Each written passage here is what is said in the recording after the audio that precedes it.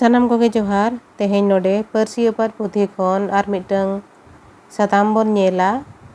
ओना साताम Raina nyutum do huyuk kana haku arej gidra koड़ा। नोआ पार्सी ओपात पुथी दो ऑल गुरु गमके पंडित रघुनाथ मुर्मू ऑल सदरका नोआ दो सानताड़ी एजुकेशन सिलेबस रह मेना आकार खतेते नोडे दो पठुआ को गोड़वा को दिशा कते लय सदराबो kana देला एनखान नोआ साताम सानाम कोते गेबन पढ़ाव सांगिया मिन अड़ी नापाय कहनी kana ओना बोन आंजम सांगिया। हाकू आरेज गिद्रा कोड़ा मिन अतुरे काले किस्नु आर कारण nyutuman पे होड़ गिद्रा कोड़ा को ताहे kana उनको दो आको आकुरिन काडा को गुपिया बैसाख बंगा मिद दिन तारासिन बेड़ा काडा को आड़ा केट कोआ आदो मुडू सेट को इदी केट कोआ मुडूरे मिठेन हुडिन सहित डोढ़ा ताहे kana उनको पेने होड़ ओंडे हाकू को नेलनाम केट कोआ अड़ी को रस्कयेना आदो डोढ़ा आरेज को मेन केआ काडा दो अतिन जों को आड़ा काट कोआ आदो आको दो डोढ़ा आरेज को छुटवेना इनते पाचे कोणेत रे होयदा होय उनव केआ काले मेन केआ ए बोयहा हाने होयदा ए उनव केआ लोगन बो आरेज अंजेद गोदा हों संगिन रेगे मेना आ इना तेगे बो आरेज अंजेद गोदा काराने मेन केआ हों होयदा दो चेका मेचो मुडू दा होनाहा बाय पेरेज गोदोआ इना तेदो उनका गालबाड़ा काते आरहों को छुटवेना डोढ़ा हों को आरेज अंजेद किया आदो को लेवढ़ा बाड़ाएआ मिद बार हाकू हों को साब बाड़ाएद कोआ इना तेगे होय दो सेटेर गोद एना काले मेन गोद किया ए बोयहा होयदा सेटेर उतरेन गया नेतार दिन दा दो अड़ी आटे होया आरेल हो न्यूरा देलाबोन नीरा किस्नु आर कारण किन मेन किया हों आर हों नुकू हकुम बगी आकोआ साब लेकोगे बो काले मेन गोद किया इंजरिन काडा दो किन लाठिया किया बकिन सेन होत किया इन दुन लागा अंताड़ किना मा अबिन गे साब को बिन उनका मेन काते काले दो आदोय नीर उतरेना किस्नु आर कारण तिकिन तीना किन लेवड़ाएआ उना हाकू किन न्यामेद कोआ इना ते हदार हदार होय हो सेटेर उतरेना आर बोतोर गे हुडूर किया काले दो इना ते ओड़ा ए सेटेर किया किस्नु आर कारण तिकिन दो हाकू किन सासाब कान गिया होयदा बोतोर ते किस्नु मेन गोद किया ए बोयहा इना काकोआलांग इंजरिन काडा नाहा बकिन ताड़ामा भागाब आलांग काराने मेन गोद किया अवड़ी गे को न्यामोग कान दो आदोय उयहर गोद किया आज सुमुंगे साब को खान अड़ी ढेर हाकू को हुयु तया ओनाते तोंगे गोद किया एनखान आम दो लागा हंताड़ कोमे किस्नु दो आदो उनको तीन उड़ंग हाकू इदी कते दड़ किया आज रिन काडाय लागा केट किना आतराय लागा आकाट किना अड़ी आटे होय किया आर दा होय न्यूर किया होय दारा मेकान गियाय काडा हो बकिन सेन होदो काना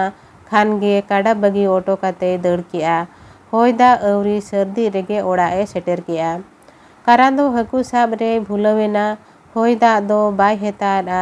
हाकू गे सासाब काना इना तेगे अड़ी दोड़े न्यूत किया सावते आरेल हो न्यूर किया उन जोहो दो आदोय भागावेना ओड़ा ते नीर काना मेनखान होय दाराम केदियाय आरेल को हो न्यूरेना आर दिसोम को हो धू देना आर बोतोर गे हुडूर किया बाय दड़ दाड़ियाड़ा आदो अंडो लगिन मिटंग मारांग सारजोम दारे रे टेंडार काते ताहेयेना दाते आरेलते होयते अड़ी आंट राबांग केदिया ती जांगा को केट केटे बुझाव किया बाय लाड़ाव दाड़ियाड़ा ओंडे बिजली गोद किया अड़ी आंटे हुडूर किया काराने भिंदड़ गोद एना आदो बाय बेरेद दाड़ियाड़ा दा ए असुड़ किया काडा दो ओड़ा तिकिन सेटेरेना मेनमा कारण दो बाय सेटेर लेना खान कारण आज बाबाय मेन किया नित नुई मा बाय हेज लेन दो ओकारे ताहेयेना खान न्यान्यामे ओडोकेना मुडूते सेनो होरते नेल इदी केदिया आदो ओना सारजोम बुटारी ओकोय चोय गुड़दवाकाने नेल केदिया ओंडे सेटर काते नेल केदिया उनी दो कारण गे होहोवाते आदोय ढाका गोद केदिया होड़मो ताय रेयाड़ते केटाकाना आर साहेद हो बाय साहेदेआ आज बाबाय बाडाय किया नित कारण दो ठेर न्यूर आकाव दे लेकाय बुझाव किया बहुत तपिኛते हाय बाबू कारण मेनाते राग किया आदो चेन बाय चेकाय रा ते अतु ते सेनेना होड़ को लयात कोआ आदो होड़ को हो कारण को नेल केदेया दाम्पा दाड़ांगे ᱧᱩᱨᱟᱠᱟᱱᱟ आदो को तुनुम बाड़ा केदेया होड़मो कोताय रेयाड़ सायाकाना साहेद होताय बनुआ आजा गोछारे हकु होको नेल केद कोआ खान को बाड़ाय केआ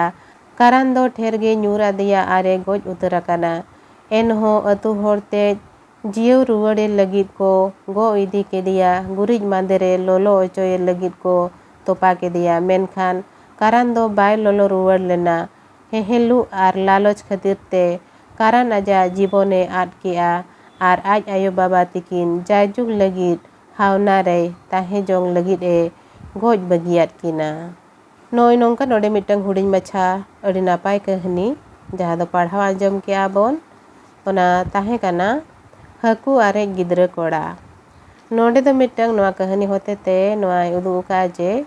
बढ़ती लालच तो ओका कमी रहो बांगे बुगिया जहाँ लेका नोडे कारण ᱧᱩᱛᱩᱢᱟᱱ गिद्रा हकु साबरे लालचे देखाव केद खातिर ते ओना खातिर ते मुचेरे आजा जीवन ते आजा ती अरुब होया दिया ओना कथा गे गुरु गमके नोआ कहनी होते ते कटी गिद्रा को सेचेद का को लगिने रिका का माइन खान तेहिं दो निनंगे निया तायम दाराय तेना वीडियो रे बोन ñेला ना पर्सी ओपार पुथी खोन उड़न गड़ी नोआ दो मिटंग कोनोड़ काना मानखान तेहिं दो निनंगे जहां कोगे नोआ वीडियो पे ñेला ताबोना जुदी नोआ वीडियो करे खो नासे हं गोड़ो पे ñामे ताबोना एनखान दो एटा पठुआ को हं गोड़ो को ñाम मा ओना खातिर ते वीडियो शेयर का ताबोन पे आर जहां को इना चैनल रे नवा गया पे उनको दो इना चैनल सब्सक्राइब का ताबो पे ओना साथे लाइक और कमेंट तालो पे हिडिन ताबोना मानखान तेहिं दो निनंगे सनाम कोगे आयमा सारहाव आर जोहार।